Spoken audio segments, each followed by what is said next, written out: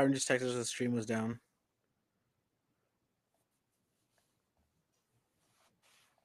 All right, I think we're back, right? I think so. Let me just double check. No.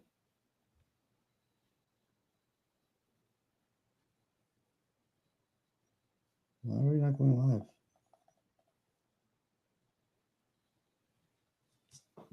Do you guys check just here we go. Okay. Are we back up? All right, cool. Yeah, we're back.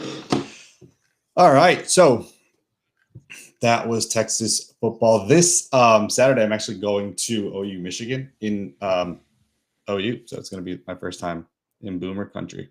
So that'll be fun. But all right, the NFL is kicking off this Thursday. We have talked about so much, and it's almost like everything just went out the door with the last week's worth of news and preseason and everything like that. So we're gonna go division by division. We've predicted, or we've chosen basically our predictions for every single game on the season schedule, playoffs, and award predictions. We got to start, of course, with our boys in the NFC North. Let's talk about.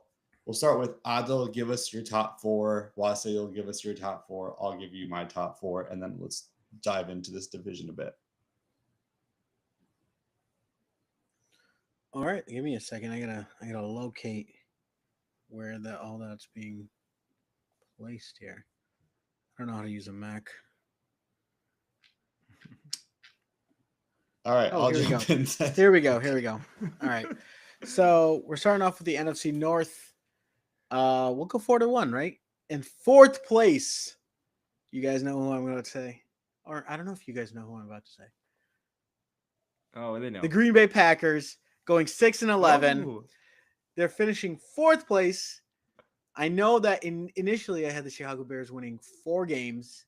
What I saw coming out of training camp out of the Chicago Bears made me feel like, okay, the Bears now know that their roster was dog doo-doo, and they are doing whatever they can to bring their team up to standard. Meanwhile, the Packers going in the opposite direction. Jordan Love isn't practicing. Jaden Reed is hurt. I'm not a believer in Matthew Golden. What more is Josh Jacobs going to do on his own? The Packers are going 6-11. The Bears right above them, number 3, going 7-10. I'm okay with it. And listen, there were some close games in there. But I think that the Bears put it together at the end of the season. They have a troubling first half of the season. The end of the season, the schedule gets a little bit easier. The Bears get a little bit better. They string some wins together at the end. The Minnesota Vikings, 7-10. They're hit or miss. JJ McCarthy's pretty inconsistent throughout the entire season, but there's some growth. There's some hope out in Minnesota. JJ McCarthy is showing that there is something there, and to be patient because next year they'll be talked about as probably a playoff contender. In first place, obviously, the Detroit Lions, 12-5, a regression in some ways, but also a positive regression in that their health is back up to par. The goal isn't to get the 1 seed, the goal is to go out and grab a Super Bowl. The Lions still are just healthy throughout. That's the main goal there. All right, not bad. Wase, what do you have? I'll go from bottom to top. Of course you would.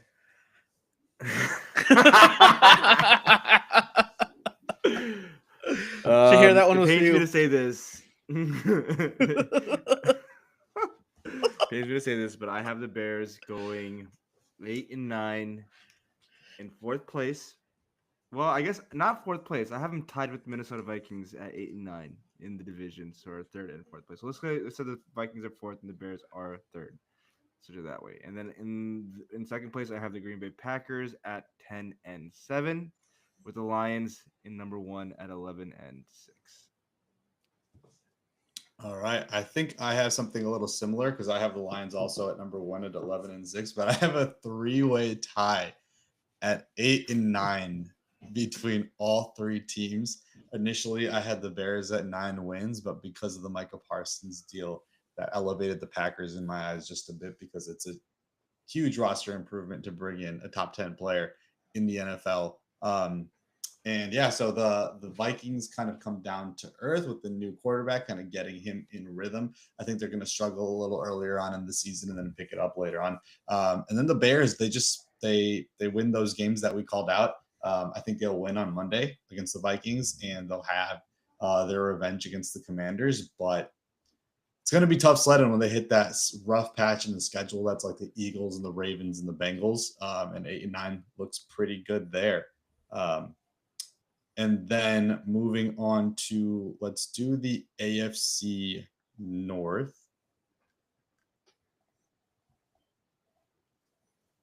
You want me to kick it off? Yeah, go for it. All right. Surprisingly, in fourth place, the Cleveland Browns. That's not the surprising part. The surprising part is they are 9-8. The Browns aren't as bad. They're not dog doo-doo. Listen to me. 2023, the Browns were a playoff team. Yes or no? They come back the following year. They have a little bit of woes because of Deshaun Watson. All I'm saying is with Joe Flacco at the helm, they're going to be a tough out. Their defense is still going to be good. Their offense is going to be hit or miss.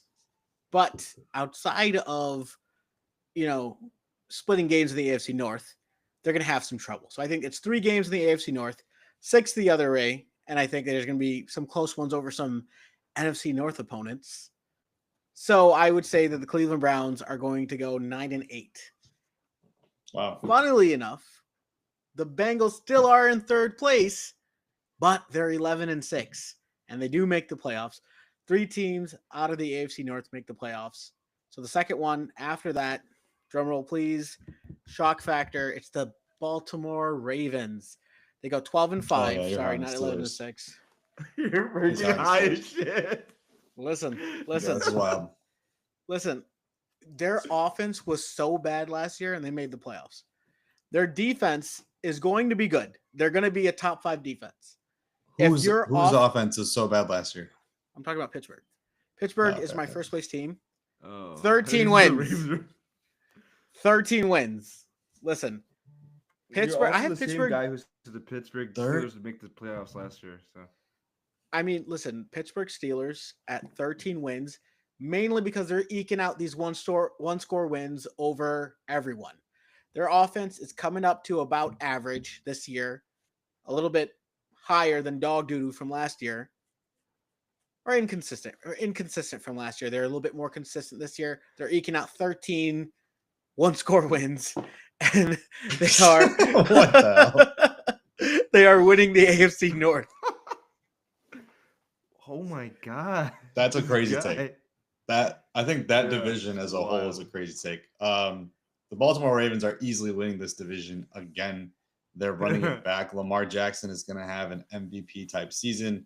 And they're going to win the 1 seed in the AFC. I have the Pittsburgh Steelers actually winning 11 games. So not too far off, but they're going to be a good team with Aaron Rodgers at the helm, just not to the level of what Adil says 13 one-score wins is. Has that ever happened in the NFL? The Cincinnati Bengals. Chiefs last year with 11. Yeah, so that would be an NFL record for one-score wins. The Bengals are at 10-7 for me. I think the Joe Burrow MVP hype train is really picking up steam as he's one of the most placed bets in Vegas right now, and he's a top 3 MVP favorite right now in terms of odds. But that defense, Joe Burrow is not being able to cover up what's happening on that defense. He's going to have to go nuclear. On what that's like. And then the Cleveland Browns, I have them at 3-14. I just don't see where this offense is going. I think they're going to try to experiment with the new quarterbacks and Dylan Gabriel and Shadur Sanders just to see what they have, to see if they actually have to go into the direction of quarterback next year with the Deshaun Watson contract finally kind of getting off their books. But yeah, that's the AFC North. Wasi, what do you have? Can you split the difference? I'm similar in terms of like the Browns. I think we all have the Browns at in 4th place, not in the same amount of wins that Azal has them at. I have the Browns winning 3 games as well. Obviously, it's a dysfunctional franchise with they're just testing it out right now. They have 5 quarterbacks playing, and they probably just want to see who's going to be their back in the future. So yeah, I got the Browns at 4th. I have the Steelers at 3rd at 9-8. I think they're going to be a better version of what the New York Jets were not what they were supposed to be, what the New York Jets were. Just because Mike Tomlin's a great coach and they have a better defensive nucleus around over there. So I have them at 9-8, but still Aaron's not the same Aaron Rodgers we all grew up and hated on. That kind of talented Aaron Rodgers. So I have them at 3rd. And then at 2nd place, I have the Bengals at 11-6. This is foreshadowing my end of year awards, but I think Joe Burrow is going to be, again, going to go nuclear. I think the MVP is his to take. I think there's a lot of fatigue around Lamar Jackson, Patrick Mahomes, Josh Allen, and there's no other quarterback that plays to that level consistently like Joe Burrow does. So I think he should be, the favorite right now. And then at number 1, I have the Baltimore Ravens at 14-3. All right, and then let's do the NFC East. So I'll kick it off. I got the Eagles at 12-5. I think that their offense is actually going to do most of the heavy lifting. Jalen Hurts is going to have a better year than he did last year, but I think the youth in the secondary is actually going to play very well this season and help mitigate what they lost in the D-line. And Jalen Carter is going to have an absolutely phenomenal year. In 2nd place, I do have the Commanders, but I have them at 10-7. I think they do take a step back from last year, and they lose a lot more of those close games. Obviously, Jaden is going into his 2nd year, and he's going to have a lot of film on him, and defenses are going to be able to adjust better. But also, like with Terry kind of not practicing all offseason long, Debo as a 2. I think Debo's also going to make some plays in the backfield. And then they have like a complete committee back. Their team doesn't scream just talent to me or improvement. I think the coaching is going to be what elevates that.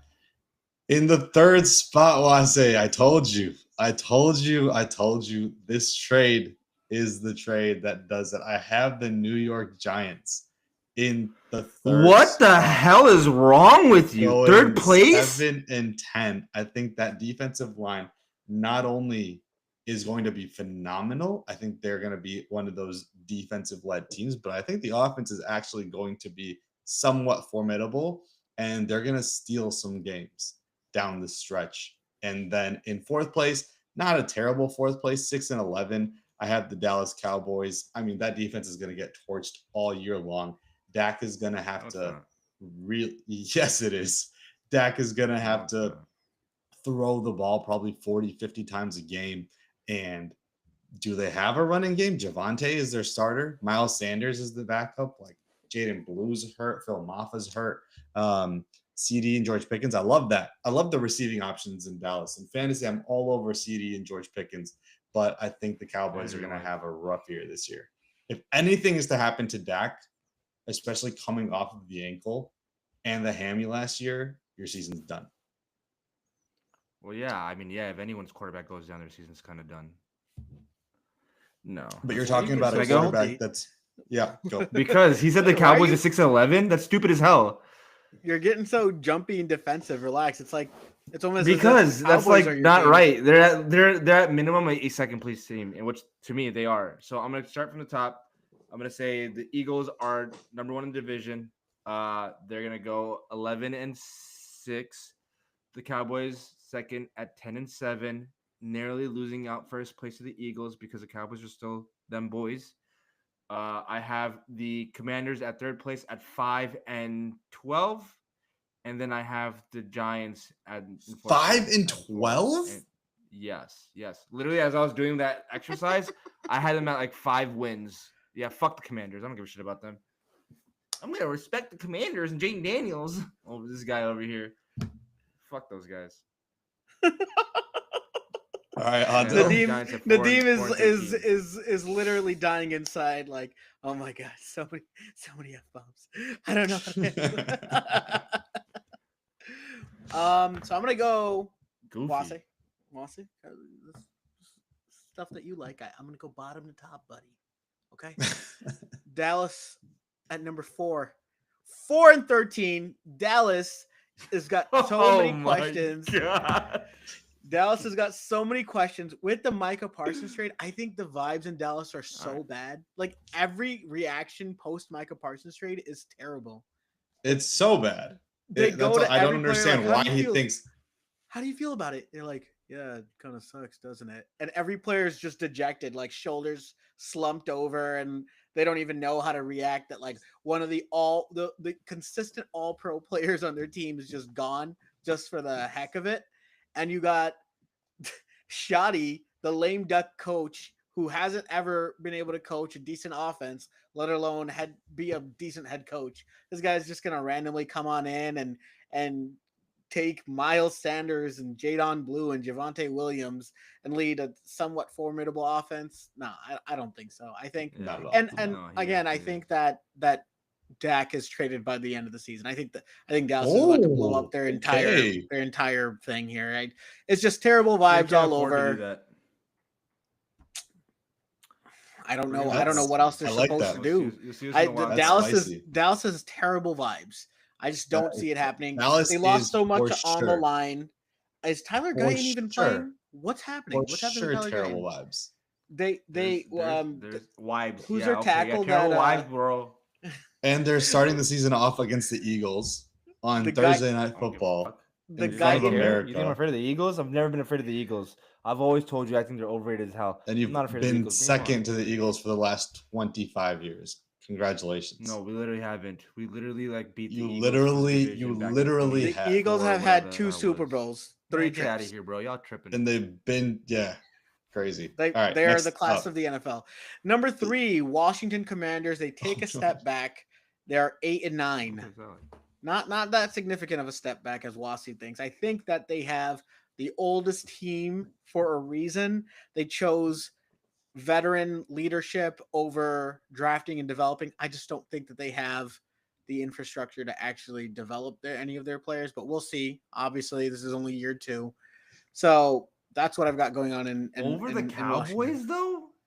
Over the I just- Cowboys though? They Vibes, man. What do you want me to say? The Vibes. I don't care about the Vibes, bro. Do you what- not understand what Adil is saying when he puts the Commanders at 3 vibe and the Cowboys at conversation 4? It's just so elementary, dog. Get out of here. Do you know who the he's going to Cowboys. put at 2 Literally right now? America's team. Do you know who he's going to put at 2? I know it's all stupid, but the fact that he put the Cowboys at The 4 is Giants are going to insane. be 9-8. Everyone, the Giants are actually a good defense, and it looks like a somewhat decent offense. Russ has been having rave reviews in camps. Jackson Dart has been touted as the future. They're having a great preseason. Everyone's smiling. The ball is moving. You know, I don't think that the Giants are going to have a very consistent season, but they're gonna, like Nadeem said, they're gonna steal some wins. Games where you don't think they'll be involved in. That defensive line is too nasty. I don't know that defensive line. I don't know how you get past that. Hell, I think the Lions would have trouble with them. Even drop a game to the Giants possibly. That defensive line is nasty. I think the overall we could be looking at the Giants as like last year's Broncos. Yeah, they're in No. every game. Oh my goodness, no. It'll be a dogfight in every game. Yeah. I think Dable is a good enough coach to get 9 wins. It's not like he's amazing, but yeah, 9 wins. I'm okay Yeah. with that. The Cowboys in 4th place is insane. In freaking sane. 4 wins? Show me wins. a team that has, other than the You wanna Saints bet on right it? now. Other than the Saints right now, what team has worse vibes than the Cowboys in the NFL? They just traded away their best players. Vibes never. They just don't win traded you away their games anyways. best player. What are you talking Cares? about? They- How many they- how many bro, teams Stop it. fire their coach and then the next game with the new head coach they just win? That's vibes. That's Bro, the they love momentum. Shoddy out there. That is, They literally love Shoddy out there. They bro, love him so much. stop The acting team- the like team Shoddy loves is some him. like inspiring He's dope as coaching hell. hire. He's That was he the is. He's a player's lamest coach. coaching hire of have you the heard him entire talk? offseason. Have you heard him talk? Have you heard him in his The interviews? lamest Have you heard him like Coaching vibe hire with of his, the with his entire team? offseason. Man, get out of here. You don't know. This Shadi's is coming. embarrassing. I can't believe that I'm related to Wase. My first overall, he's groveling.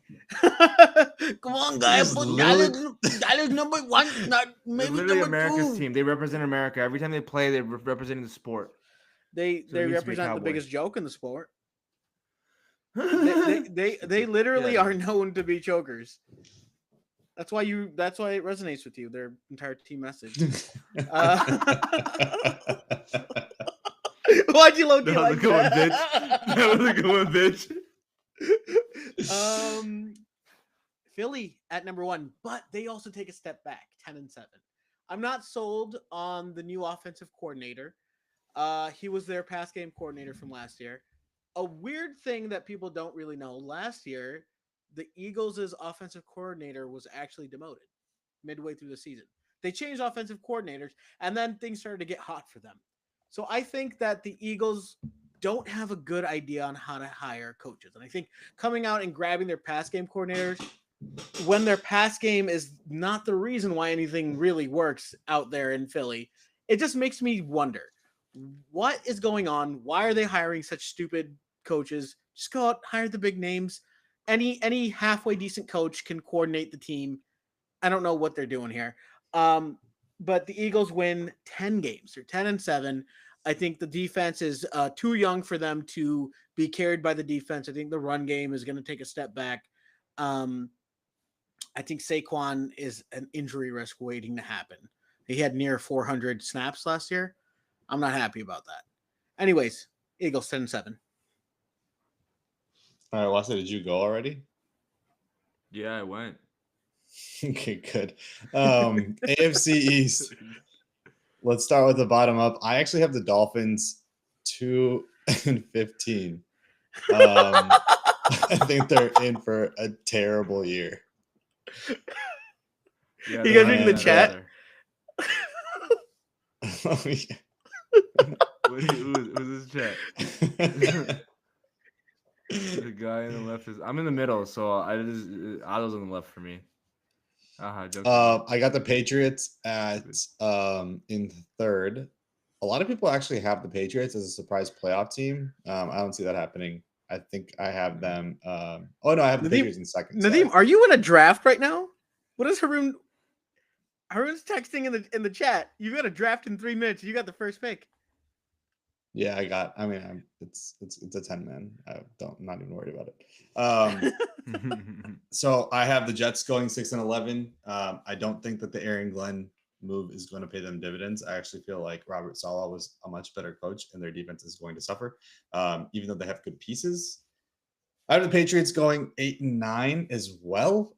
Just missing out on the playoffs. I think it's going to be. I feel like Mike Vrabel just always coaches his teams so well, has them always prepared, and I think this is going to be a bounce back Drake May season, and he's going to show why Wase loves him this year. And then 12-5 Buffalo Bills. They're going to run through this division as they always do, and I think it's going to be another good year for the Bills. It's like the top teams in the AFC were kind of like rinsing and repeating a little bit for the East and the North, but we'll get to once we get to the West. It gets juicy. What do you guys have? Yeah, I have the same. I guess so. It's organized the same way for the AFC East, but I have the Dolphins not winning like more than 2 games. I think that's kind of crazy for them. But bad offensive line. I see the problem with them as well. Tyreek's regressing. Run game. So I mean, I got them at 4 wins, but still last in the division. 4 to 5 wins. I want to say. I'm forgetting which one I had it at, whether it was 4 or 5. Then I have the New York Jets at 7-10, and then I have the what's their name? The New England Patriots at 8-9, just like you, and then I have the Buffalo Bills at 12-5 as well. So I have got the Miami Dolphins with 2 wins. I think that McDaniels Oh wow. fired. Okay, a halfway clean through the sweep year. of 2 wins. Yeah, I don't know. I don't see McDaniels. I mean, there was all these reports that came out. The Dolphins went Bears, Lions back to back in training camp with the joint practices. And the common thing amongst all beat reporters were the Dolphins are a soft team. Like they were just getting pushed around. And the Dolphins beat writers are online saying the Bears were tackling us when they shouldn't have been. And he's just go, what is happening out in Miami? Like, you guys just don't know how to play football. Like, what's going on here? I think that the Dolphins lost their identity. They were so involved in the X's and O's. Brian Flores had a tough team. Granted, he wasn't great when it came to coaching on game day, but at least like he got those guys prepared to play football. McDaniels is the opposite, where he only thinks about the scheme and forgets about getting those guys prepared to hit or even play physical. I'm sorry, but McDaniels gets fired, I think, by Thanksgiving. 2-15 for the Dolphins. By Thanksgiving. Yeah. I don't think that Miami's got. I mean, we all have them at 2 wins on the season. So imagine like being, 2-8 at that point. There's nothing for them. When the vibes are bad, the vibes are bad. I see the Patriots finishing third. I'm not buying into anything the Patriots are selling just yet. They spent a lot of money on the defensive side of the ball. I'm not sold on Drake May yet. I think that he has a lot of poise and he plays with a lot of heart. He's a gunslinger. But you got Stephon Diggs fresh off his crack-filled boat adventures, showing up to training camp, leading the team. Travion seems like a good story. I think that they'll win 4 to 6 games. Really, I think that they'll win 4 to 6 games. I just don't think the offense is there yet. I have them somewhere there, like 4-13, 6-11. The next up, the New York Jets, 6-11. I think that the defense is going to be fine, but the offense is just not where it should be. I think that Breece Hall is gone by midseason. I think that's the popular consensus nowadays. I think that this team will be pretty one-dimensional. Get the ball to Garrett Wilson or get the F out of the way. Justin Fields is running it. Braylon Allen will probably run it a little bit. Might have a little bit of tight end action here and there, but I just don't see that the Jets will show anything other than just playing tough football. There'll be someone who you're okay to root for, just because they'll play football the right way. That's about it. Buffalo, I think, sweeps the entire division. 13-4, they get the 1 seed in the AFC. I think that Buffalo, there were all these reports coming out, and then like compounded with the Hard Knock stuff. Josh Allen was just in like another zone, and he's like playing so well. He's in a place where it's basically the Josh Allen show, and they've gone out. Allen is gonna. They got Khalil Shakir, Josh Palmer, Gabe Davis, Keon Coleman. Who the hell else? Dalton Kincaid, James. Like, there's just so many weapons on this offense. I just don't think that any team is going to be able to, well, at least within the regular season, they won't be able to show up and stop them. Just too much going around here. Yeah, rinse and repeat for the Bills. And post Sinners, Josh Allen is going to be on another level.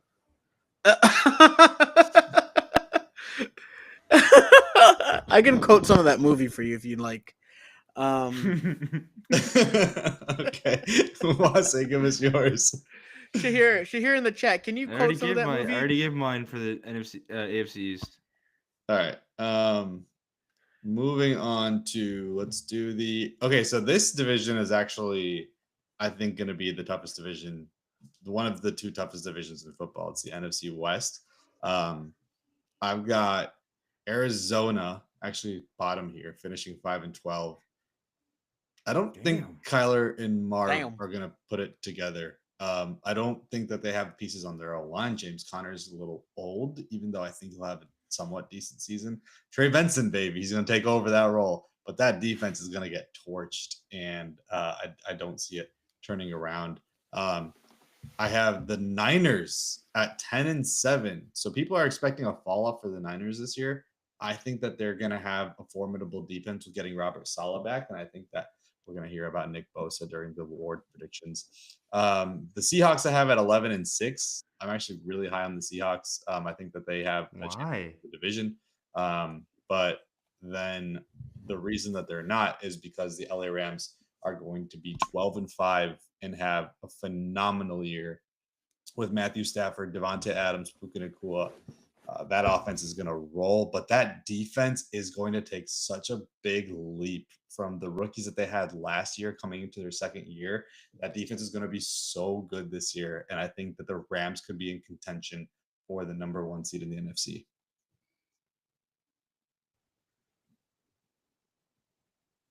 Wes, is it me or you? I'll go. It's me. I'm just soaking that in. Yeah, I don't agree with that at all. Have you been to Utah though? Do you know what soaking is? Is that why you're laughing? That's exactly Dirty where my mind went. We try to be All right, a anyways, family show on this channel.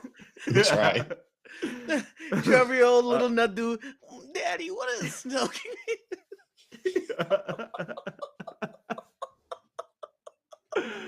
Oh man. Anyways, yeah, I agree with Nazim on the idea that this is going to be one of the toughest divisions in football.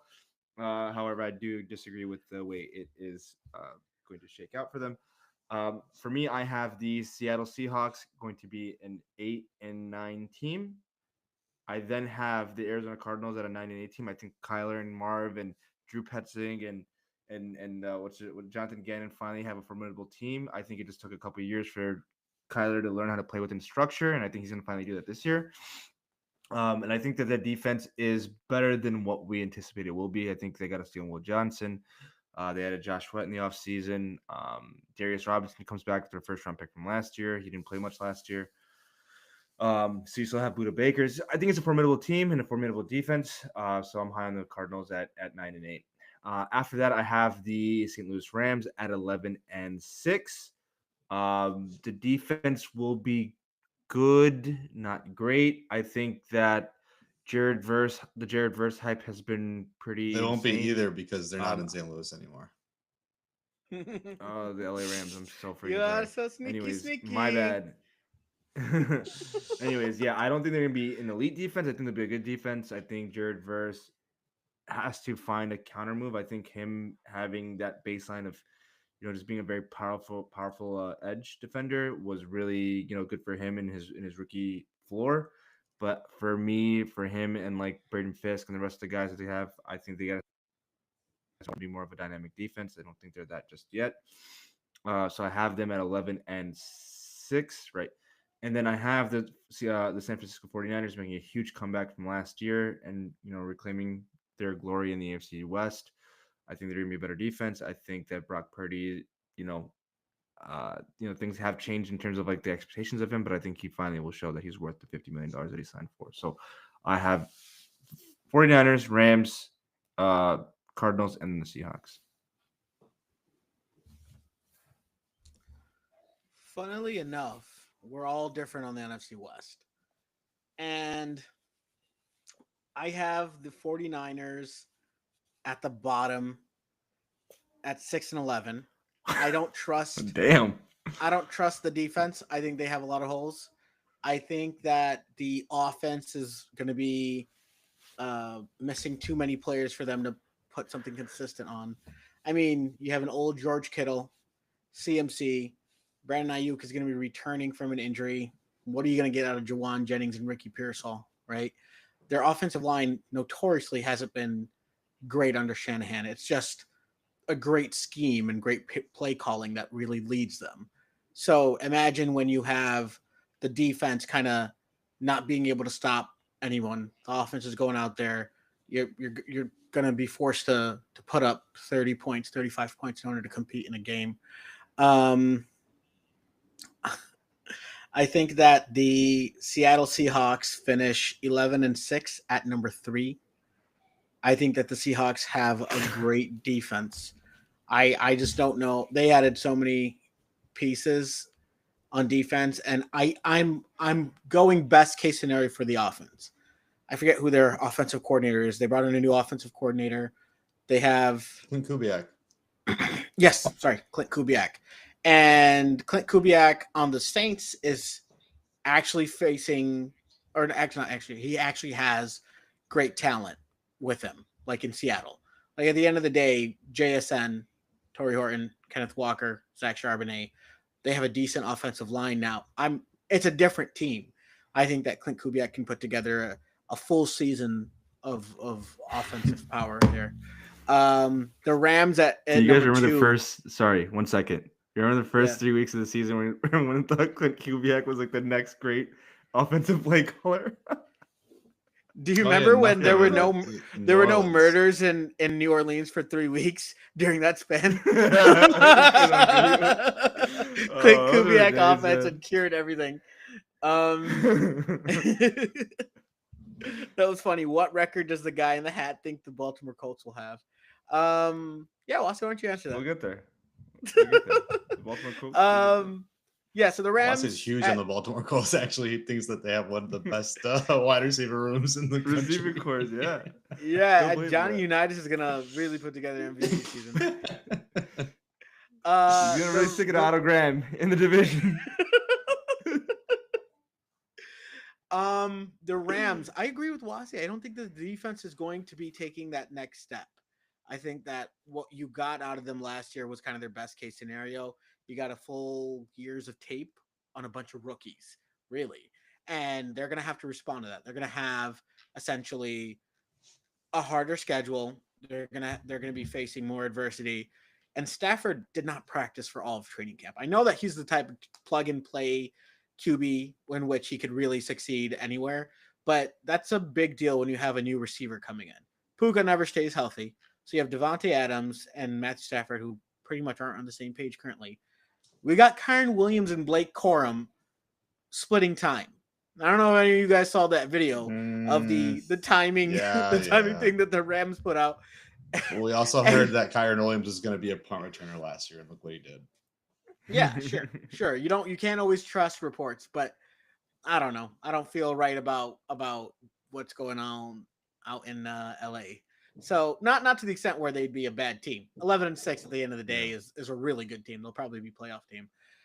Arizona, 12-5. I got him winning the division. I disagree Wow. with Nadeem wholeheartedly on everything that he said. I think that their defense is going to be elite. Their offense was a top 10 offense last year. They were putting it together last year, and the only thing they did was add pieces, add depth all across the board. You got Marvin Harrison Jr., who muscled up a little bit. If Trey McBride has a little bit of positive regression with the touchdowns, and James Conner, Trey Benson have a more even split, you're going to have, I think, a more balanced offense, more consistent offense. I think that the Cardinals are going to be a tough out in every single game. I think that they'll end up winning the division too. So I got the Cardinals winning the NFC West. Damn. Solid. All right. A good variety of opinions That's how here. you know division's tough. That's how you know it's Yeah. tough. Yeah. Yeah, the The NFC next West one is a we have barn is my other second division. Wasi, why don't you kick us off? AFC West. Oh, for sure, yeah. I still have, despite the Chiefs losing a title, and we're finally gonna start seeing some regression with them. I still have them as the division winner. I have them winning 12 games, win 12-5 in the season. Still expecting to be a Super Bowl team. I just don't think they'll be as dominant. I think a lot of the games that didn't go their way that went their way last season, they'll probably go They'll split those games this season. I have the LA Chargers at 11-6. I think that we're gonna start seeing like the Harbaugh ascension with the LA Chargers. I think Justin Herbert's going to be more comfortable at offense. I think the defense hasn't fallen off or anything like that. And then adding Omarion Hampton should probably make the run game what they anticipated, what they want it to be out in LA. After that, I have the Denver Broncos at 10 and no, I'm sorry, I have them at 9-8. I don't know that they missed the playoffs, but I also feel like they don't make it. I think there's a good chance for regression over there. I don't believe in Bo Nix as a quarterback. I know Sean Payton's a great coach and it's a great defense, but it has Mitch Trubisky vibes to it, where it's like he had one good season, and then there's a lot of pressure on them to do well in the division, or just have higher expectations.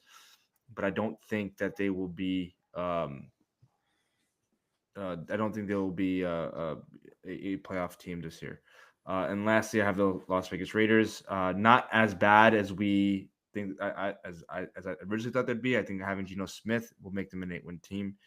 as long with Ashton Genty being probably my rookie of the year, offensive rookie of the year. So it's gonna be a tough division. That's wild. Oz, you want to go? Yes. Yeah, 9-8, yeah. yes.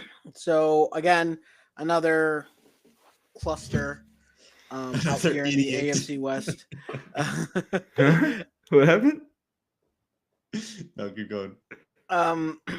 The Raiders at the bottom. I just think that there were such negative vibes out in Las Vegas that they needed to reboot a little bit. I don't know if it was like a whole revamp, but it was definitely, let's go get our guys here. So you go out, you sign Amari Cooper, who, I mean, it's not like that's the son of great signing there, but at least there's some depth at wide receiver. I know Jacoby It's Myers definitely is not a one great of them. signing. Yeah. I actually love Amari Cooper. He's one of the best wide receivers of our generation. Like, he's a top 10 What? wide receiver. Oh wow. Whoa. Amari Cooper was a top 10 wide receiver in the last 10 years. I don't understand what you got. No. You're wild as hell. Top 10. Anyways, That's crazy. So I think that, Nah, dude. I mean, I'm not saying that Amari Cooper is him right now. I think that Amari Cooper was him. And I think that there's a little bit left in the tank. At least they're giving Geno someone to throw to.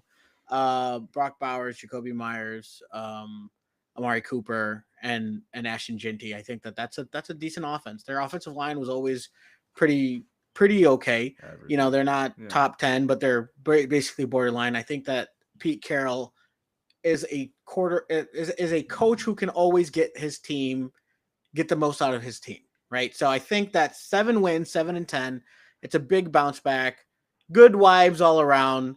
They're going to be a tough out every single game. The Chargers are going to be 11-6. I don't buy into the Chargers when you have to go out and grab Keenan Allen again after Trey Harris and who else? Quentin Johnson aren't really panning out in camp.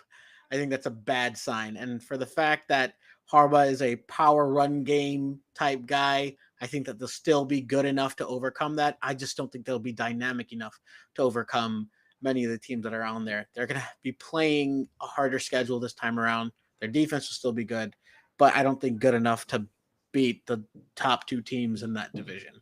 I think that they'll split with Kansas City, but they'll get swept by Denver. So Denver, I got at number 2, 12-5.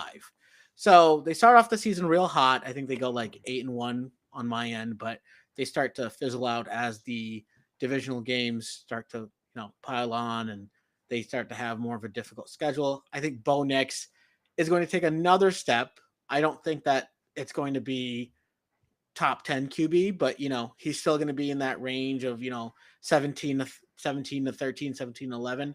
I think that that's decent enough to run Sean Payton's offense.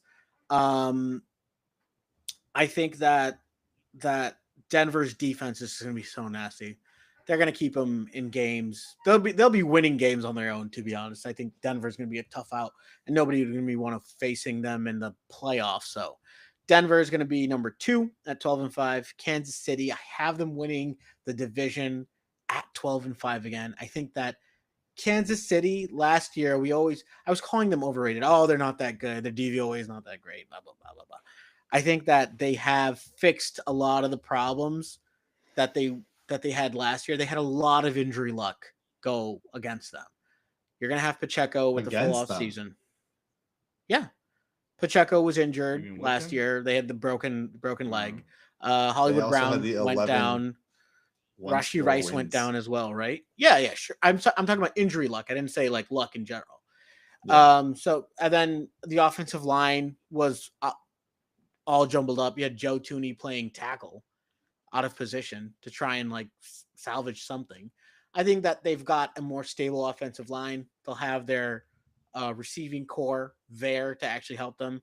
There are these rumors about Travis Kelce not being fit last year. I guess things were a bit too good with Taylor, and it was too good of a time, and he let himself go.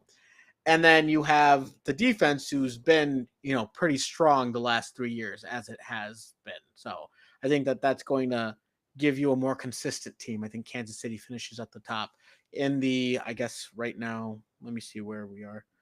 They are in the 2nd seed. I don't know where I had them. Kansas City. No, you have them first seed. No, you had them. Oh, he's saying overall. Overall, I'm Kansas City. Actually, no, that's not correct. Kansas City's the 4th seed. They're gonna Bills have the 1st seed. Steelers have the 2nd seed. Texans have the 3rd. Chiefs have the 4th. So I think first and foremost regarding the Chiefs, that Taylor and Travis definitely had that engagement plan for the Super Bowl, and it was just too much heat and too big of a blowout for them to actually do it then. So they had to pivot. I'm gonna be the bold one here, and I'm gonna call. Let's go from the bottom up. I have the Raiders at 6-11. Pete Carroll coming to this team. Brock Bowers, like Nasser said, tight end 1. I think he's going to still be the best tight end in the league. I think he's going to only get better this year. Still be. Yeah. Brock Bowers was maybe number 5. Maybe the 5th best tight end last year. What are we talking about? What are we talking about? He wasn't even playing out of the he wasn't playing in alignment. He was playing out wide. He broke the rookie record for receptions. Not my brother. Who else was there? The rookie record for receptions. He got 170 targets. Who are 4 tight ends that are better than who are 4 tight ends better than Brock Bowers? I would take Brock Bowers number 1. There's like Brock Bowers maybe number 1. Kittle. Maybe Kittle. That's it. There's nobody else better than Bowers. Are you talking about? Like, you're gonna say Sam Laporta? Yeah, Sam Laporta. I would take Sam Laporta over Bowers. Of course you would. Of course you would. Of course you would. Hold on. Are you talking about tight ends as in like? You're taking a tight end right now. It's. Are you Brock talking about Bowers tight ends just pass catching? Are you talking about just? Wase will say Colson Loveland. You'll say Sam Laporta, and I'm the middle. No, I want to. That's not true. I don't even think Sam Laporta is a top 3 tight end, but he's better than Brock Bowers. No, he's not. No, he's not. You wouldn't take George Kittle, Trey McBride. You wouldn't take Sam maybe Laporta. Take George Kittle. You wouldn't take Mark Andrews. You wouldn't take any of those guys over Brock Bowers. Brock Bowers, Brock Bowers can't even block. They don't have him blocking because he's bad at blocking. Huh? He will add blocking to his game, but he is an elite. He can't block. They don't have him lining up on the line. He lined out in the slot for a reason. Doesn't matter. Nothing else would work for them. Pass catcher. He's an elite pass catcher. I agree with you. But as a tight end, you have to block. He can't block. And he's bad. Pick that up this year. You're calling him tight end 1, and he can't block, and you admit it. No, he's bad at blocking. You don't have to be a great blocker. That's the definition of a tight end. To be a tight end. You have to block and you have to catch. There are different definitions of tight ends. Where is the alignment of a tight end? Is it on the line or is it in the slot? Where is the alignment of a tight end? He's a hybrid. He can play both. He can only play the slot. You can play him in the F. You can play him. He only goes out. You can play him in the F. You can play him in the Y. You can play in the slot. He doesn't line up. He doesn't line up on the line. He can't. He's booty. He gets his shit stuffed. He can't block anybody. Okay. He's a bad pass blocker. He's a bad pass blocker. Pause, dude. Pause. Jesus. I don't understand what you guys are just saying. This extremely important aspect to the tight end game. Yeah, he's shit at it, but he can be better. And guess what? He's tight end 1. Are you out of your mind? He's tight end. He's tight end. He's tight end 2 is the worst. He's probably the best pass catching tight end we've seen, and he was a rookie last year. He broke the rookie reception record. Yes, if you get 170 targets, you can break the rookie receiving record. Okay, but why did he do that? Because they don't have anything else in fucking Oakland. They were such a one-dimensional team. They couldn't run the ball. They didn't have anyone outside of Jacoby Myers. That's a stupid argument. That is a stupid argument. Anyways, I don't understand. So you got Ashton Genty. You're going to improve the anything else is a bad argument somehow. You brought Geno Smith in. You're going to improve the passing game from Aiden O'Connell and Gardner Minshew, whatever the hell you had last year. And the offense is going to run better, but still 6-11. In third place, I have the Los Angeles Chargers. I think we all had the Chargers at 11-6, if I'm not mistaken. An improved running game with Omarion Hampton. Rashawn Slater's injury is pretty significant to me because over the offseason, I saw them as this being the year that they'll actually win the division. But on that note, I think this Friday, the Chargers actually make a statement in Brazil and beat the Chiefs. I think that's where we see the mantle of the Kansas City Chiefs slowly being taken off. And I think the Chiefs are going to finish second. Rashee Rice is a huge blow to me. I think that's going to be a huge regression in terms of their one-score wins from last year. And the Denver Broncos, just to me, outside of like the Ravens, probably the most complete team. And I just think that Bo Nix is going to ascend. I don't think he's going to be great, but I think that within Sean Payton's offense, he's going to be formidable and do what he needs to do. The running game will be really good. The offensive line is phenomenal. The defensive line is phenomenal. The adds that they've had to the defense and the receiving game, I think, are great. And yeah, I think the Broncos, this is their year, and it's finally going to be the Chiefs that fall off. I think we're finally going to see it. Nice. Who do you have finishing number 1 again? The Broncos. Oh, nice. I like the Broncos. Wasi doesn't. I don't understand why. Just not a fan of Bo Nix. That's the only reason why. What about their elite defense? Meh. Meh. Right. Meh. Caleb All right. right there. NFC South. This is, to me, it's kind of cookie cutter, but I know Adil's big on the Panthers, so I want him to go first. The NFC South, I have, and we'll obviously, just so that we don't ruin it. New Orleans is going to be at the bottom, 2-15. Just such a shit show going on over there. They're The murder rates are going to over-leveraged. be high in New Orleans this year. Oh yeah. and I will say this right now: New Orleans food fucking sucks. I think it's No, it doesn't. disgusting. I think it's disgusting, and I that is liked it a lot. reflective. It's I like reflective beignets. in Beignets are their. good. That's the only Dude, thing those that's good. Acme charred oysters. Oh my God, that was so good. In any case, Crawfish? New Orleans Gumbo? don't have the. No, I'm not a big fan of crawfish. I couldn't have the gumbo. Yeah, I don't think we're allowed.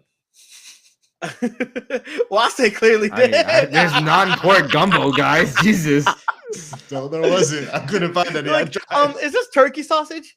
Yeah. Yeah, but I think Spencer Rattler is a starting QB, and they drafted Tyler Shuck. Just goes to show you that I think they were a little out of their depth.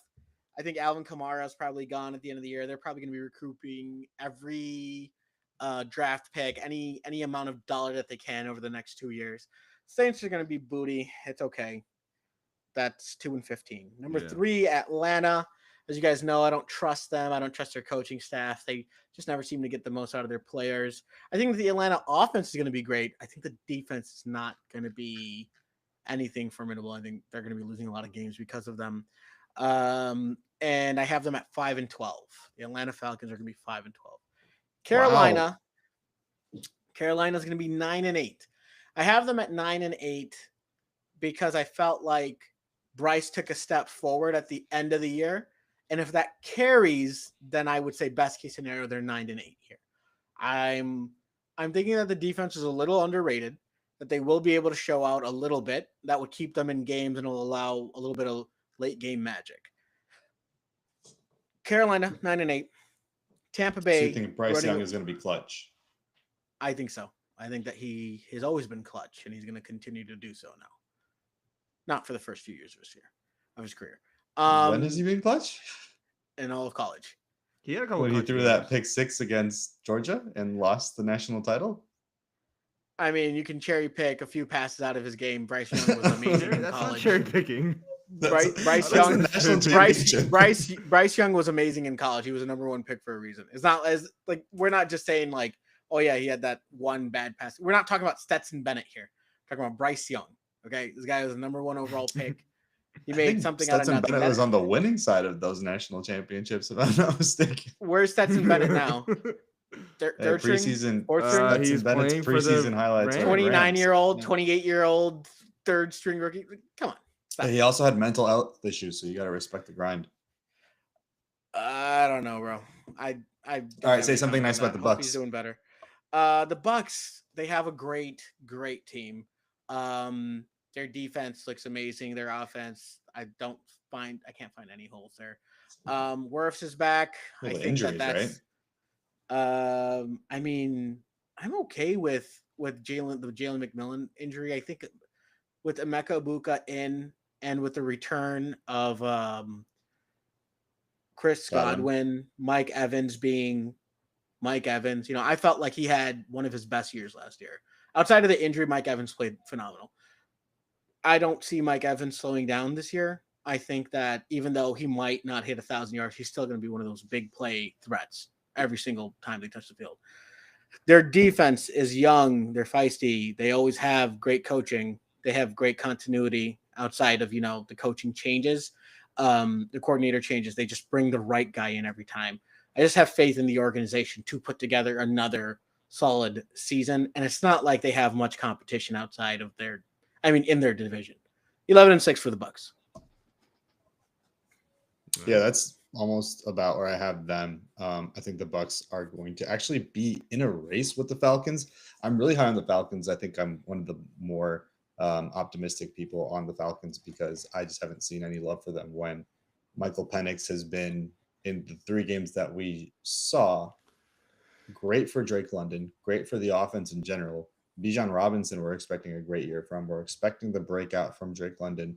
Maybe again the resurgence of Kyle Pitts, but with the offensive line issues that they have now, with McGarry out for what could be the entire season, Storm Norton's also hurt. So not only is their right tackle potentially out for the entire season, their backups are also injured. And the defense has a bunch of names. I mean, they drafted James Pierce, or they traded up for James Pierce, and then they drafted Jalen Walker. Let's see if those work together in year 1 in tandem with AJ Terrell and Jesse Bates. But remains to be seen what the Falcons defense is going to be, but I think Zach Robinson will have them in position to make a playoff push at the end of the season. Carolina, to me, I mean, because the Saints are so bad, and I think they're going to have the number 1 pick next year because they're going to have the worst record in the NFL. The fact that they drafted Tyler Shuck in the 2nd round and he can't beat out Spencer Rattler in the preseason, like is that not the most light on fire pick you could ask for, especially when you don't have a good quarterback? It's not a good quarterback class. There's no reason to reach there. And then the Panthers I have at 6-11, an improvement from last year, but I just don't believe in Bryce Young like Aldo does, or all of the Bryce Young believers that saw 200 yards and 2 touchdowns in 4 games last year be, the next coming. So that's what I've got on the NFC South. Wase? Yeah, I think I'm very close to that as well too. I have the New Orleans Saints being a 2-win team. For all the reasons you guys listed, I don't want to dive too deep into the Saints. I think it's a good time for them to cut all of their losses and restart fresh. We've been waiting for that eventual rebuild for them, but I think we're going to see that this year or this coming off season. After that, I have the Carolina Panthers at 6-2, 6-10 as well. No, I'm sorry, 6-11 as well. Or did you have them at 6-11, or did you have them at 7? 6 and so that's what I have him as well. I like Bryce Young, not a big fan of him anyways. I think they had a good draft. I think we're just trying to see what they really are moving into the season. They could be a surprise team. I just don't know. But I'm also like still lukewarm on them. I think there's some positions they need to develop more, and then I think they can be a better team. The Atlanta Falcons, I'm just not a fan of their defense. I wasn't really huge on Jalen Walker. James Pierce is solid, but for me, he needs a lot of weight to be added to his frame before he can make any difference. They lose Grady Jarrett to the Bears. Not that he was, still a great, but a veteran presence. But a veteran presence. Exactly. So, that's a big loss for them. Michael Penix is finally going to go through like what I think is going to be his actual rookie season. What the hell just happened? Which will be his actual rookie season. Is my camera blurry, guys? Yeah. That is crazy. Don't worry. Okay. I think you're okay. Hold on. Sorry about that. You're doing everyone a favor here. Yep, even better. Anyways. Okay, this is awkward. But anyways, I think they're gonna be an 8-9 team. I have them a little bit slightly below 500. I don't think they're a 500 team yet. And then I have the Tampa Bay Buccaneers at the top of the division at 11 wins. Nice. It's pretty aligned All here. right. I don't get it. That's a joke. And then For we've got explicit content you got blurred out. Oh, okay. the last division to go through. We've got, damn, this is an hour, the AFC South. So real quick, I'll just go. I got Houston at 11-6. I think that defense is going to be so good that it mitigates the problems on the offensive line. They don't need to be crazy good to win games because the defense is just that good. And with the running game is going to be probably an issue, but when you've got CJ and Nico, I think you're going to be decent on offense. Well, I say his favorite team, the Indianapolis Colts, I have in second place, 8-9. I think that Daniel Jones is actually going to have a decent year, being able to supply two fantasy viable options in Tyler Warren and Josh Downs, and Jonathan Taylor if he can stay healthy. If not, could be a big year for DJ Giddens, the rookie who is pretty good in his own right, coming from Kansas State, I believe. And then we've got the Titans in third place, 7-10. Everything I've seen so far from Cam Ward has been better than what I expected. If he can live up to being the most not talked about number one pick of all time, I think that this offense is actually going to be pretty good. And without Tajay Spears, I think Tony Pollard is going to handle most of the carries. I want to see what they do on defense because of a bunch of new changes, but I think this is going to be one of those offensive-led teams. And then the Jacksonville Jaguars at 6-11. So not a terrible year, all things considered, but I just don't believe in that That's a terrible defense. year for them. The Jaguars at 6-11? I mean, for them, like I'm not saying like right now it's a terrible call, but it's a terrible year for them for what. I think that's the best case scenario. I don't. What's What? their expectation then? Their If that's a defense terrible year, is not They- good. what's the expectation? No, what they got Josh Hines Allen, right? Or Hines, whatever That's his name pretty is. much it. It's Josh Hines. Yeah, Josh Hines Allen. And yeah, Travis okay. Hunter playing. Well- Travis Hunter was listed as a backup corner on the depth chart. Cornerback, yeah. But still, I feel like they. Not that I'm saying that they will be. I'm saying that they should be because of the what's the word? The expectations for them. I mean, they need something from Trevor Lawrence. You can't. You can't. I don't know. 6-10 would be 6-11 would be brutal. No, maybe. All right, Aldo. Okay, I'll take it from here. I have the Tennessee Titans finishing last at 4-13. I just think that their defense isn't going to be as good as last year.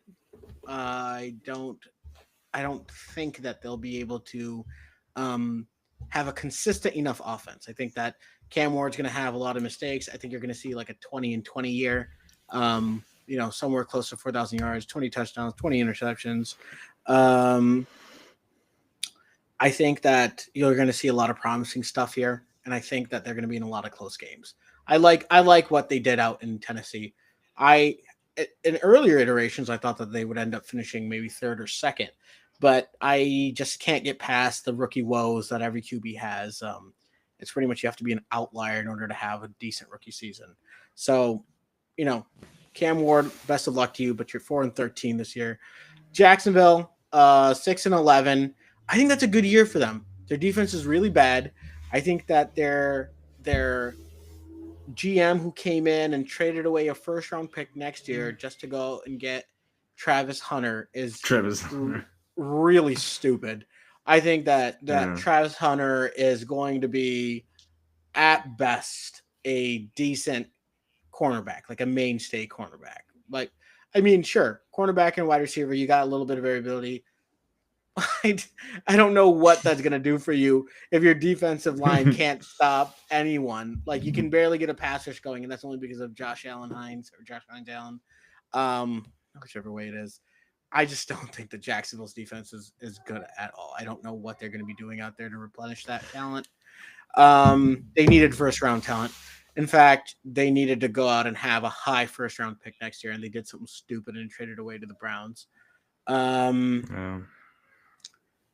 Dude, imagine if the Jaguars got an offensive lineman this year instead of Travis Hunter, and then you would have expected the positive, regression or the progression in order to like just get better because you have better coaching. I just don't understand why they would go out and grab a undersized skill player and a backup corner. I've got Indy at 8-9.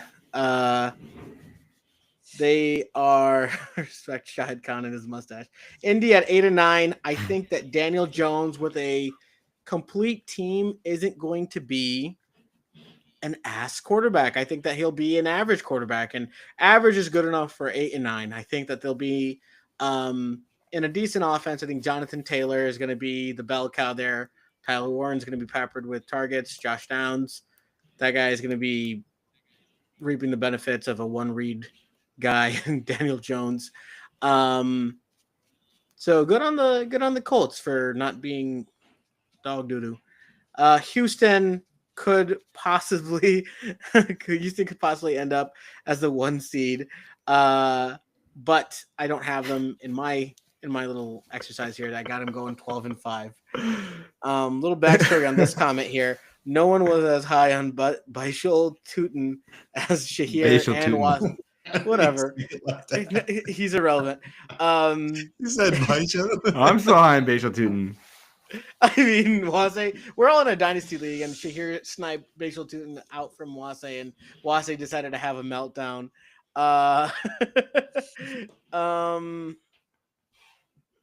Yeah, I don't get it. I don't get the hype behind Baishal Tutin. You can't even carry the ball properly. Florida by 2027. Kissimmee's in Orlando, man. Is Kissimmee in Orlando? I think it's its own city. Yeah, It's like Orlando metro area. Shahir, give me a definition here. Kissimmee is where? Is it its own city or is it a neighborhood in Orlando? Damn, why say you're blurry again? I don't know what's going on, man. Let's get another webcam, dude. Anyways, Anyways, all right, that's Wase, it for me. Yeah, do your Wase, AFC go South ahead, take it picks. away. Cool. Sorry for my webcam, guys. I don't know what's going on. But yeah, I have the Tennessee Titans at 4-13. Just like the rest of you, I think. No, Nadeem has them pretty high. I have them at 4-13. Fighting for a top 5 pick next year. Although I like them moving J.C. Latham back to the right side where he was in college, and then shoring up that offensive line, I still think they're going to fall short. After that, I have the Indianapolis Colts at 8-9. 8-9, which is pretty good for them. I did not anticipate them having a good season, but I think that they have one of the best wide receiver cores in the NFL. I think we're going to start seeing their defensive line look better than what they, better. It's like Lombard in Chicago. This freaking guy.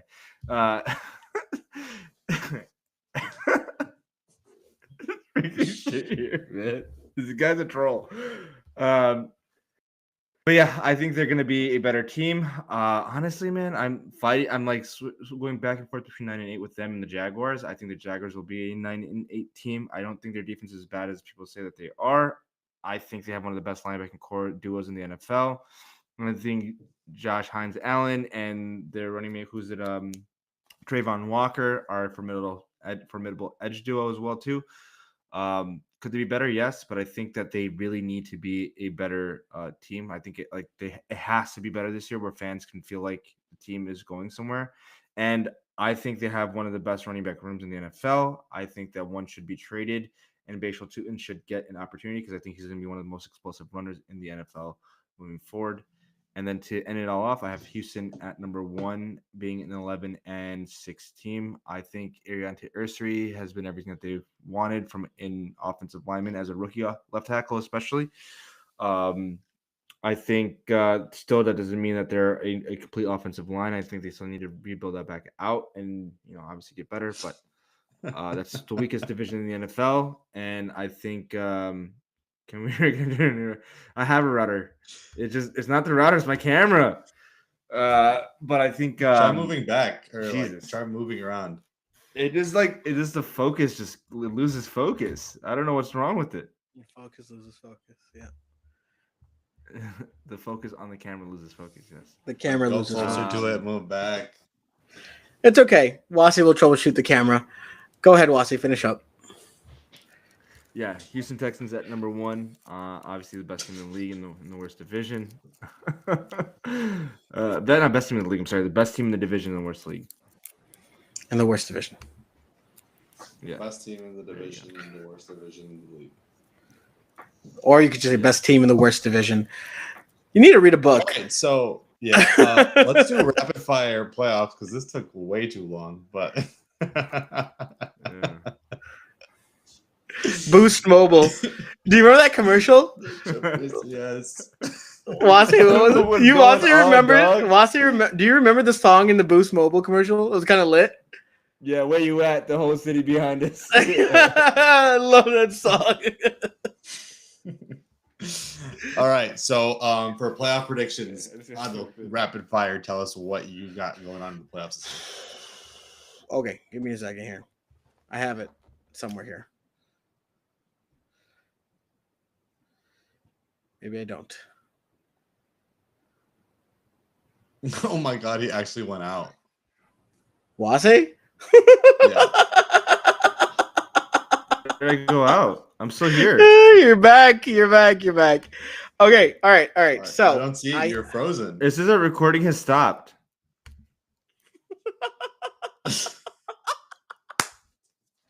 Oh my the God. Metro PCS comment hits and he loses it.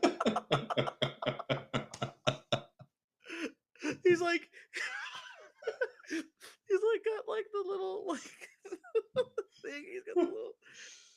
Oh my God. All right. Yeah, go for your playoffs real quick.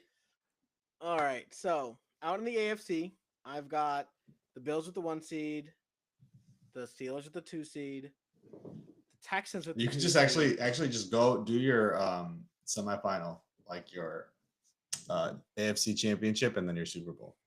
Okay. So I'm gonna have the Bills and the Broncos. I think Ooh, that's how it okay, works. Bills spicy. Broncos AFC championship. Actually no. Bills Steelers AFC championship. Oh my goodness. Go in there. And the Bills win handily. They blow out the Steelers. They're going to the Super Bowl. And I have the Lions and the Cardinals in the NFC Championship. Lions get to the Super Bowl. The Cardinals. Yeah. Oh my God. Okay. And I So you think have Bills Lions in the Super Bowl. That's Bills, like Lions the in the Super Super Bowl Bowl. of the fans. Yeah. And are you Yeah, taking it that home? would be the biggest fan service. The Lions bringing it home, baby. First one. All right. Inshallah. I have the Rams and the Bucks in the NFC Championship game. What was your And seeding? I had the Eagles or the Rams is the 1 seed. And the and Bucks, Rams, Bucks. the- That's what we're asking. The Bucks were 4th. Oh, So I had nice. the Lions as the 2 seed and then the Eagles as the 3 seed.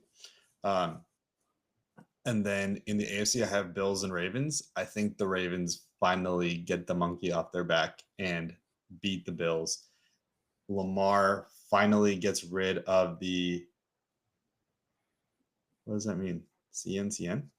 I think that's the no, that's the flag, right? This I have is no a idea. Chinese flag. Okay. I have the Lamar finally gets the monkey off his back. All the playoff talk everyone always talks about. He actually beats the Bills and goes to the Super Bowl. And the Ravens win the Super Bowl against the LA Rams. Who's your MVP? Okay. Let's do the I have awards. Let's do all the awards. Yeah. I have a whole list here. Okay. Let's So do all I the have awards. MVP Joey Burr. Okay. That's That's my your man guy. right there. He's got Here's Wase I think- attempting to yeah. rejoin for the 50th time. here we go, Wase. Keep going. Okay, so I have Joe Burrow winning the MVP because I think that getting to the playoffs is going to be another tall order and a tough division with a bad defense. Still, I think Joe Burrow is going to be efficient. I think that Wase is correct with all of the voter fatigue. Joe Burrow might just get this one. I don't know. I don't even know if he'll really deserve it. A lot of them, but he's been the most consistent, so I'd be okay with it anyways. Defensive Player of the Year, Will Anderson. Give us also a dark horse for your MVP. Dark Horse MVP. Who? Okay. Let me see what I had on that one thing right there. Give me 1 second here. Dark Horse for the MVP, Kyler Murray. Okay, not bad. All right, Going back to that. I've got the Defensive Player of the Year, Will Anderson. I think that he is going to be putting together one of the best seasons amongst all defensive ends. I think a close second would be Myles Garrett, a close third to him, Aiden Hutchinson. Again, but I think Will Anderson's the spiciest out of all of them. I think everyone expects Myles Garrett and Aiden Hutchinson to be good. Offensive Player of the Year, I think Jahmyr Gibbs is going to flourish in the new offense. I think it's going to be more passing oriented. So I think that you're going to see him hit 2,000 yards all purpose, not rushing, 2,000 yards all purpose. And I think that he could have 20 plus touchdowns. That's how dynamic Jahmyr Gibbs is. I think he could end up being Offensive Player of the Year. Offensive Rookie of the Year, Travion Henderson. I think that this guy's going to prove himself to be a 3-down back. It's going to be the reason why the Patriots offense is chugging along at all. Defensive Rookie of the Year, Michael Williams. I know that out in San Fran, I said that I don't trust their defense, but I think the lone bright spot out there is a young Michael Williams doing whatever he can in order to keep the 49ers afloat. Coach of the Year, Jonathan Gannon, because I do have the Cardinals winning the NFC West, kind of showing out. Comeback Player of the Year, Aiden Hutchinson. Coming back from the gruesome leg injury, I think it's just probably the only thing that is a real story. I don't know if anyone else is going to be coming back from a significant injury at a high-profile position. And then am I missing any other rewards? Who do you think is going to get fired? Mike McDaniels. I think he's going to be the first one to be fired. First one to be fired. Yep. It's not bad. I actually have somewhat similar predictions. So for the MVP, I think it's like you said, voter fatigue gets Joe Burrow the MVP. And I'm going to go dark horse. It's going to be my boy, Baker Mayfield. I think that the Bucs are going to have a phenomenal year, and Baker would obviously be the catalyst for that. It's not going to be like a defensive driven team. If he can just lower the turnovers, I think it's going to be a great year for him. For the Offensive Player of the Year, I tried not to be chalk, but I think it's going to be Ja'Marr Chase, just because the Bengals are going to be, I think he's more important to the Bengals than Joe Burrow is, because without him, I think it's going to be very difficult for them to do anything. Even though I have Joe Burrow as my quarterback, I think that tandem is going to be so special this year. For Defensive Player of the Year, I had the Niners up, and I like that you said that the Niners defense is going to be formidable with Michael Williams winning the Rookie of the Year, but I think a lot of it will have to do with Nick Bosa. And I didn't say that it'd be formidable. I said that the 49ers defense is going to be underperforming, and I think Michael Williams is going to be one of the main reasons why the defense is going to be somewhat formidable. That's or at least that's what I meant to say. So I think the defense is going to be really good. I think they're going to be one of the standouts of the season, and I think it's Nick Bosa. That's the reason for that. For the Offensive Rookie of the Year, I'm going to go Emeka Egbuka. I think that I'm so high on him in fantasy overall, but Egbuka just adds this element to his game of being a power slot, but he can also play the Z like a hybrid player. And I think that's exactly what the Bucs need at this current moment with the injury to Godwin, with the injury to McMillan. And I think he just fits the offense so well. And through the preseason and the offseason, it is just that fit has just glued together and gotten better. And Baker has spoken highly of Emeka Egbuka throughout the entire offseason. For the defensive rookie of the year, I'm going to go Abdul Carter. I think he's the driving force of that New York Giants defensive line. And we talked earlier about it, that line is going to propel them to new heights this season. Obviously not crazy new heights, but Do you think Abdul Carter stands out amongst the five the five defensive linemen that are absolutely phenomenal? Between him and Dexter Lawrence, I think those are the two players that are going to be the best. What about like Brian Burns, Sexy Dexy, and Kayvon? Who's the fifth? Kayvon Thibodeau. Who am I thinking of? So I think Kayvon I think he's Thibodeau, Abdul Carter, Sexy Dexy, Brian Burns, and who else? Who else am I thinking of? Give me 1 second here. Sorry, go ahead. I don't mean to derail what you were saying. But yeah, I think that between him and DeMarcus, or Dexter, I think that they're going to be the two best players on that line. Comeback player of the year, obviously Aiden Hutchinson. I think that's a no-brainer almost. I kind of want to give it to Dak, but I feel like Aiden Hutchinson is going to Dak. I knew I was forgetting someone. Yeah, Dak. That makes sense. But I'm going to go Aiden Hutchinson. And then coach of the year. There's a lot of guys that could get it. I am going to give it to I'm going to give it to Mike Macdonald. I think what he's going to do with the Seahawks this year is going to be special. And yeah, that's a good one. I think they're going to have a good year. Yeah, I could see Mike Macdonald getting it over Jonathan Gannon, mainly because second year, the team's kind of revamped and kind of really taking on his own style, his actual imprint on the team is going to be pretty significant. Jonathan Gannon's been building it for the last 3 years. Well, if you have the Cardinals going to the NFC Championship game and you have them winning the NFC West, I can't see how Jonathan Gannon doesn't win the coach of the year in that circumstance. Well, I mean, the Lions, Dan Campbell had won the NFC North twice, right? And but the thing is, the expectations are what plays into it. The Cardinals, in my mind, are supposed to be good. I think the reason why you say that is because you don't expect the Cardinals to be good. And that's why I'm saying that since the Seahawks kind of revamped everything and it's gluing a bunch of pieces together, getting them to buy into your system, I think that's more impressive, to get to that point than it would be for a team that's supposed to be better. They've got the depth, they've got the roster, they've got the coaching. So what's your expectation for the Cardinals? What do you think the expectation is for the Cardinals from the Cardinals to challenge for the division? That's the expectation. Whether or not they win it is something else. 8.5.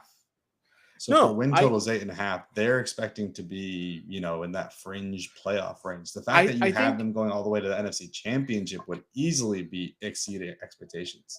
I believe that right now the 49ers are actually favored to win the division still. And we are very much on not the same page as I think the general public, the betting lines. I think even some of the analysts, they think that it could be 49ers, Rams, and the Cardinals are kind of an afterthought. But for me, it's the third or fourth year in the system. You're building the roster. Everyone's buying into your system. The turnaround kind of happened at the end of last year. It's whether or not you can continue it. So for me, the expectations to succeed are there, whether or not they have a high, winning line or high expectation, whether or not it's there, on paper, they should be better. Mike Macdonald in year 2, kind of gluing a bunch of pieces together, or at least getting or building a team that is important, I think, and a little bit more highly valued, right? For Mike Macdonald to turn around a team that was below par last year and make them kind of an 11-10 win team, that would be a better turnaround than the Cardinals who've been building for the last 3 or 4 years. Does that make sense? That's just my opinion. Kind of. I mean, but yeah, I guess. But if you haven't winning the division, I feel like that is over the 3 teams, because I have the Seahawks, the Rams, and the 49ers all making the playoffs.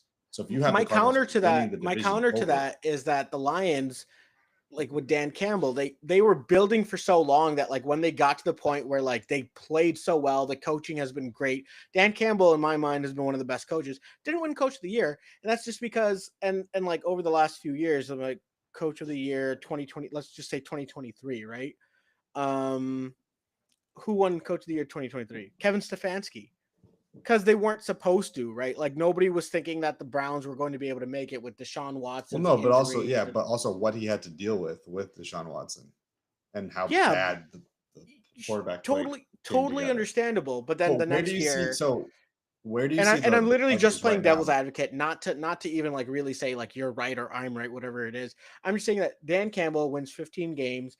His team is decimated with injuries, but they were already a kind of powerhouse. And it's not that impressive to do what you should have done is all that I'm trying to say. So where do you see the Cardinals right now in the trajectory of what the Lions came from? Where are the Cardinals? You're saying that the Cardinals are like the 23 Lions or the 24 Lions? Like where? I think on that their rebuild? They're like basically the 2024 Lions, I think. That they should be How? You're the 2024 Lions are Super Bowl or bust. Okay. I can see that. The 2023 Lions were also were gunning for the 1 seed and were one of the best rosters in the league, and they were, a failed fourth quarter away from making the Super Bowl. You put the Cardinals in that vein? So I think the 2023 Lions were a team that people were saying, okay, you had that run at the end of the year, but you can't play half of season of football. Let's see if you can take the next step and be that great team. I think that's where the Cardinals have that run. I don't know if they had a run like the Lions did when they went 8-2 in the last 10. I think the Cardinals turned it around at the end of the last season. And though it may not have shown up in like the wins column, I think that the way that the team was playing was significantly better. I felt like the defense was playing pretty good all season long. I felt that the offense was kind of starting to become more consistent at the end of the season too. So I think that what you're waiting to see out of the Arizona Cardinals is if they can continue to be good. Does that make sense? Kind of. I think they had their games last year, but I don't remember them going on a stretch where it was like, oh, this Cardinals offense is here. Like they're clicking, because we're all the concerns. Because if that was the case, Marvin Harrison Jr. would be like picked as like a first or second round pick. But the reason he's a third or fourth round pick is because right now we've not seen that connection with Kyler at all in any capacity. You're trying to translate fantasy. You're trying to translate fantasy like luck and logic into the real world. Like at the end take of out the the year, fantasy part of it. Where's the connection between Kyler and Marv? We haven't seen any preseason hype that Marvin and Kyler are. I wouldn't say it's preseason hype. I'm just saying that I think that in the training camp reports, people are talking about how Marvin Harrison has transformed his body and that the connection is looking better. Hello, Mr. Wasey. You going? Hi, hey, sorry. Someone's on his phone. Nice. How do you know that? What do you mean? Your aspect ratio is different, and you have a clear picture for the first time ever. You need a new computer. That's what that is. All right, so we're talking about we're getting this really interesting debate about Arizona Cardinals and where they should be. I say that the Arizona Cardinals are a team that needs to show that they're taking the expectations of winning seriously. So I would compare them to 2023 Detroit Lions. And I felt like that would be, and the Cardinals succeeding would be less impressive than if the Seahawks were to succeed, because now they're in year 2 and the Seahawks are throwing pieces together and building a team on their own. So for them to succeed at a high level, it'd be more impressive than the Cardinals, who have been seemingly building for 3 or 4 years. And I agree with you. And then what we're doing right now is just kind of going because through. He said so. We went through our playoff, and while you had your technical difficulties, we did our entire playoff and our award predictions. And he said that the Cardinals would make the NFC title game against the Lions. Said that Jonathan Gannon would not win Coach of the Year if they were to do that. And I said, if the Cardinals no. I have Jonathan Gannon winning the Coach of the Year.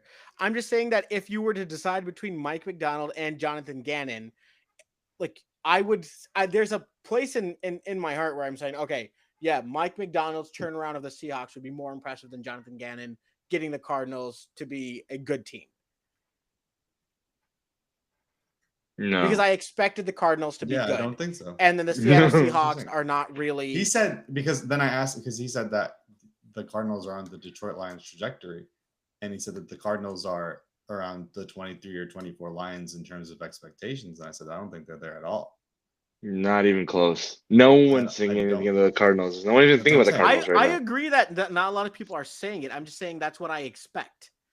And I expect that because I felt like at the end of last year, the Cardinals put together good performances. They had a more consistent offense. They were able to, I think, string together better performances like across like the last few games of the season. So against the 49ers, they performed pretty well.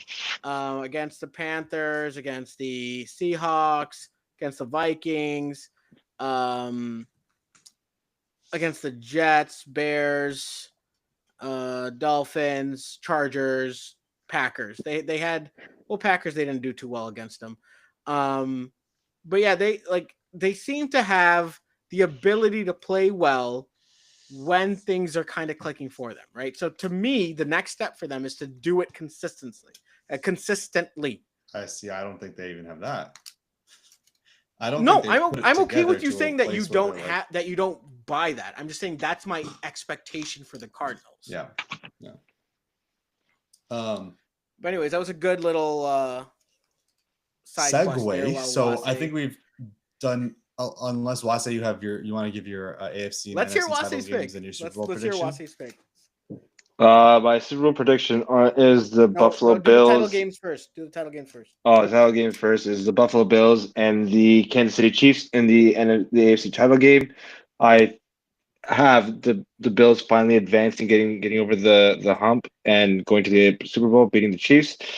In the NFC side, I have the what's their name, man? Why am I blanking on the name? Sorry, I'm having the San Francisco 49ers and the LA Rams in the NFC title game. There you go. Sorry. Okay, I took okay. brain fart. Who's winning? Yeah. I have the Los Angeles Rams winning. Oh wow. Okay. So Yeah. you're a combination of me and So- Aldo. Oh, I who's, got the and who wins the Super Rams Bowl? and Bills.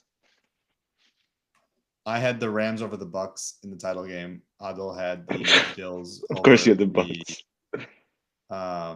Who did you have the Bills over? The Chiefs. Broncos. No, you said Broncos. I had the Broncos. Yeah. No, Yeah. I changed it to the Steelers. Bills, Steelers. Oh yeah, you changed. And I this. think I That's have the crazy. the Bills winning, and then I had Lions Cardinals, and I had the Lions winning. The Lions bringing it home. Okay, yeah. Homer. Yes, I have the Rams and the Rams and the Bills in the Super Bowl, and I have the Bills winning the Super Bowl. Oh wow. Okay, who's your MVP? MVP is Joe Burrow. And oh damn, 3 Joe Burrow MVP votes. That's wild. Yeah, Who's yeah. your I dark horse foreshadowed- for the MVP? Dark Horse MVP. Dark Horse MVP. I'm gonna go with Patrick Mahomes. He's not a dark It's not a horse. dark is horse. I'll take Kyler Murray, and that's only if like he Oh, has like that's- the season that. That's What what happened? Adil said. Oh really? Yeah, This is he's a- my dark horse, and that's only if like they have like a phenomenal season. But I feel like I can see the ascension from the Cardinals coming. I don't know that they're gonna be like a top 3 or 4 NFC team, but I can see the ascension from the Cardinals coming. I see it then- coming, babe. I see it coming, babe. And then Cardinals my are gonna be the defensive NFC player of championship. the year is Jalen Carter. I think he's now entering year 3, which is like going to be like his dominant year, like where he's like Overhyped. officially arrived. Overhyped. No, he's now overhyped. He's I everything. like it. He's amazing. And so for I my call- rookie of the year, I called Will Anderson, and Nadeem called. Nick Uh, Bosa. Will Anderson Nick is such a Bosa. freaking poor excuse. Not poor excuse. He's overrated. He's not even as good as people think that he is. Anyways, I got Jalen Carter number for DPOY. For my coach of the year, let's coach of the year last. Offensive rookie of the year is Ashton Genty. My What about your defensive rookie offensive of the player year, offensive player of the year. Man, who's really primed this year? It's like I don't want to say Jamar. I don't want to say Justin Jefferson. I feel like they're very boring picks. Let's go. I think the moon ball from Russ to Malik Neighbors is going to be pretty solid. We're going to see a lot of that, and I think we're going to see like Okay. a really, really explosive wide receiver campaign from him. And that's only because of my dynasty team. I love Malik Neighbors, as you guys all know, and so I'm rooting for him. My defensive player of the year for my rookie defensive player of the year is Mason Graham. As you guys both know, I loved him to death coming out of the draft. I think Abdul Carter has a lot of help. I think obviously Mason Graham has Myles Garrett at the edge, which would make Myles Garrett hell? more effective. But I'm saying I think Mason Yeah, Graham will just the probably have best a better. defensive player in the league. Yeah, I know. Abdul Carter has But a lot of Dexter, help, he has, but Mason but Graham is the Abdul best Carter has defensive player in Dexter the league. Lawrence and Kayvon Thibodeau, and just a nasty defensive line. So I think that Mason Graham for me is my defensive player of the year, rookie defensive player of the year, runner up. Not runner up. Sorry, like the guy to lead it. Yeah. And I The kind of just winner. want that for winner. Yeah, I'm The sorry, defensive my player of bad. the I'm year. tripping. It's like honestly, it's like I'm a little tired. Yeah. Well, I'll say And here's so who I had. I had offensive player. I had Jameer. I had offensive rookie. I had Travion. Defensive rookie. I had Michael Williams. I wanted your thoughts. Michael Williams. We both like that pick coming out. I think Michael Williams is going to be phenomenal. Yeah, I just love Mason more. So yeah, Mason's my favorite, and then Yeah. coach of the year. Man, coach of the year is gonna be tough because like Comeback player. Ben too. Johnson, if the Bears are good, Ben Johnson. But I don't think the Bears are gonna be like that great that he's gonna win it. But let me give like a real pick. I don't really believe in anyone. Alreel. Did Campbell already win coach of the year? No. I think Campbell. Let's go Campbell. I think he's safe. So that was part of our conversation, and that Dan Campbell was always passed up over other coach of the year candidates because people expected Campbell to do better because they had built something, right? So in 23, when the Lions win the division for the first time, He should have won that year. forever, they Yeah. gave it to Stefanski because everything that Yeah. happened in Cleveland, right? So that's what I'm saying is that, like, to me, that's what the voters think is that, like, and it's also fair to say, like, if things go wrong, if people are overperforming given the situation, then that's more of a honor or more prestigious Yeah. for that to happen. In a way, I mean, you also want to do more, like you want to beat expectations. And I think Kevin O'Connell and Kevin Stefanski the past few years did more with less. I think this year's Dan Kevin Campbell's year to O'Connell win the coach of the year. Yeah, in my opinion. I mean, I don't. No one thought that Vikings would be the juggernaut that they were last year. And I They think Dan weren't. Campbell. I think the expectations for the Lions is like, yo, they might take a step back, and if they don't take a step back, I think he wins coach of the year. Maybe. Yeah. All right, so that is our full Wait, comeback player. NFL preview. Oh, come back. DeMar Hamlin. Dak or Aiden, because I think we split that. It'll probably be Aiden. Yeah. Nice. Damn, so we're really similar. We gotta freaking find some We need some dissent. disagreement in this. Can we bring Harun on?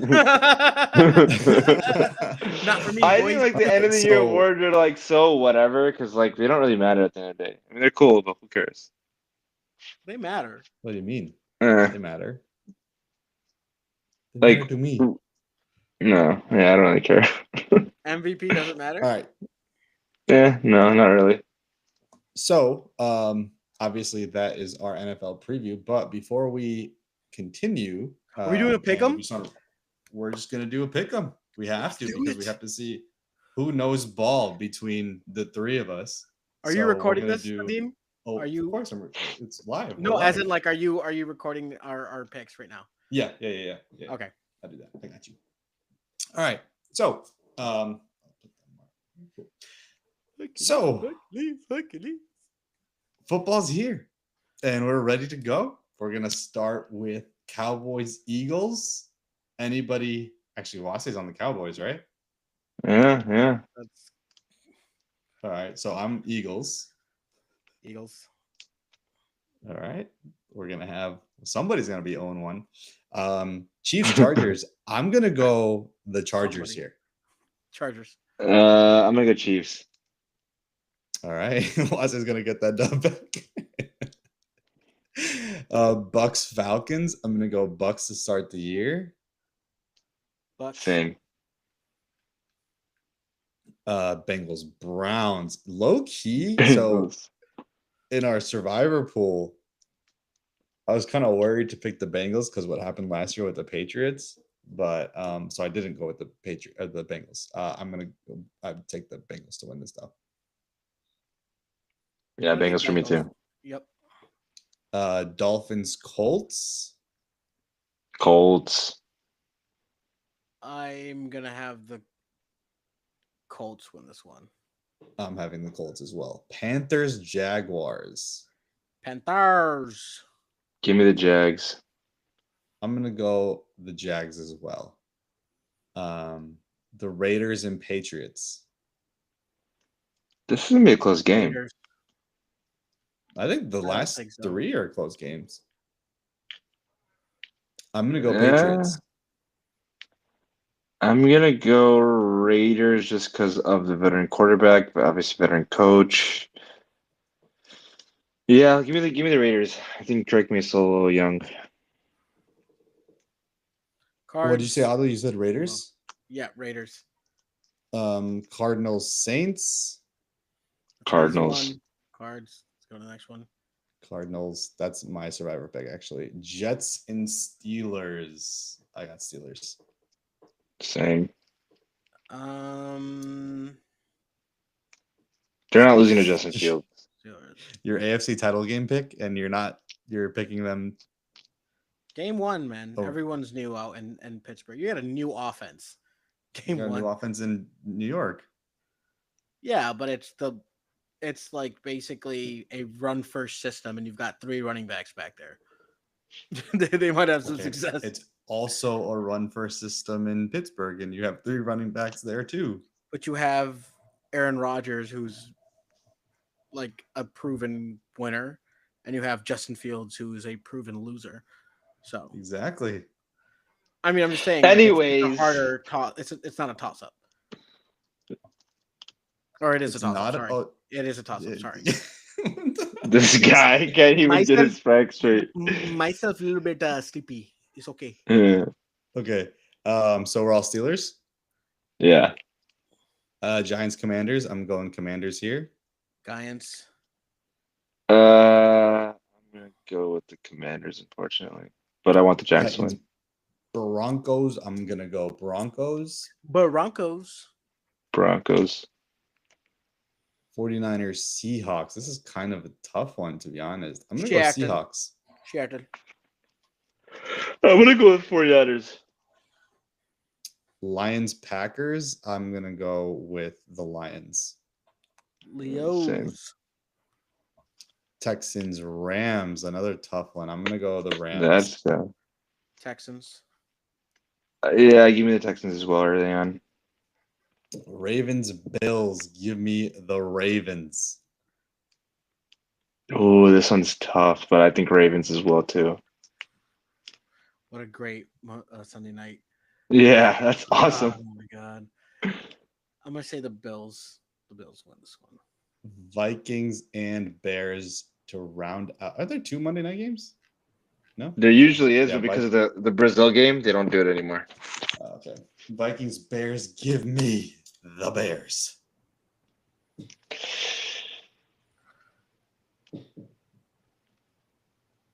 This is another toss up for me.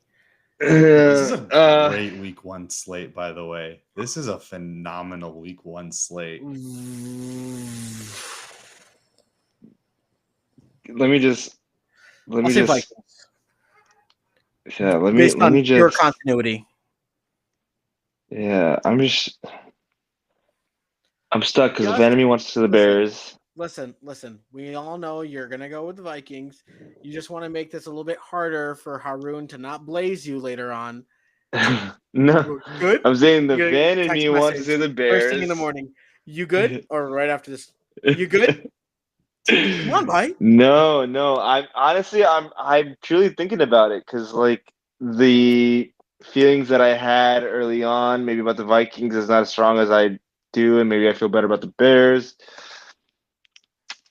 I don't know. You know what? Week 1, Ben Johnson gets a W.